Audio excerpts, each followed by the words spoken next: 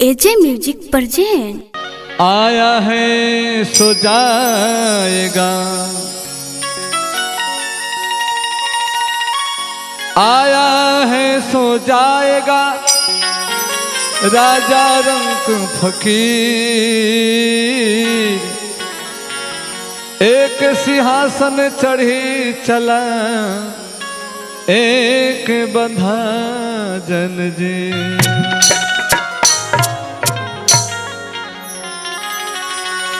ये जग सजाए है मुसाफिर खाना, अरे इसमें लुभाने का कोशिश न करना। ये जग सराय खाना है, कोई आ रहा है कोई जा रहा है, इसलिए जितना समय मिले भगवान के भक्ति भजन और अच्छे काम करना चाहिए इंसान को। ये जग सजाए है मुसाफिर खाना, अरे इसमें भुलाने का कोशिश न करना। ये जग सजाए है मुसाफिर खाना, इसमें लुभाने का कोशिश न करना।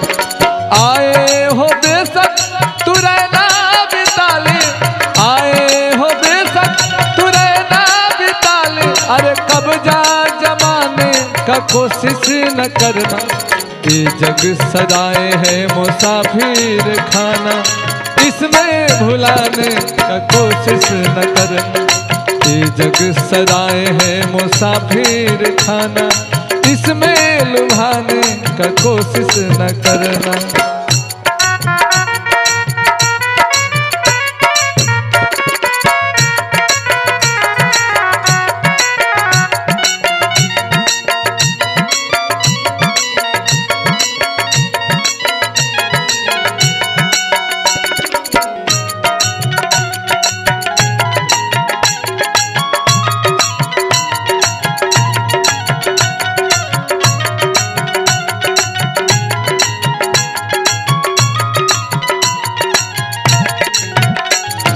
तेरे से पहले कितने मुसाफिर आए खाए कमाए और चल गए।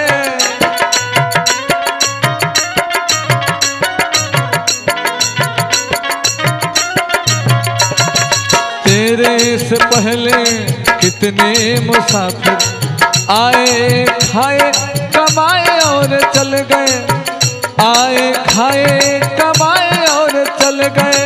और ना रहे खुद क्या गए साथ लेकर, ना रहे खुद क्या गए साथ लेकर, तुम भी ले जाने का कोशिश न करना। ये जग सजाए है मुसाफिर खाना, इसमें भुलाने का कोशिश न करना।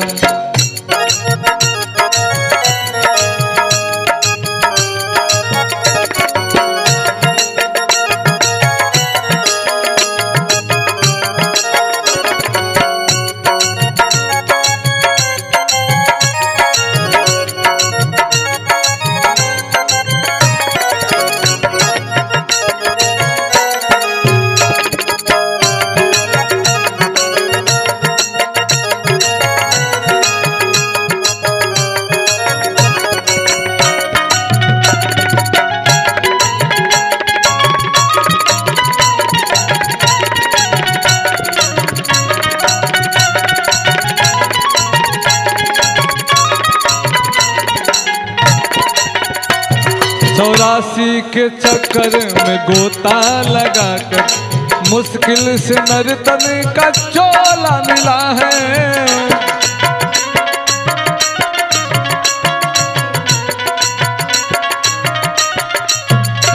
चौरासी के चक्कर में गोता लगाकर मुश्किल से नर्तन का चोला मिला है।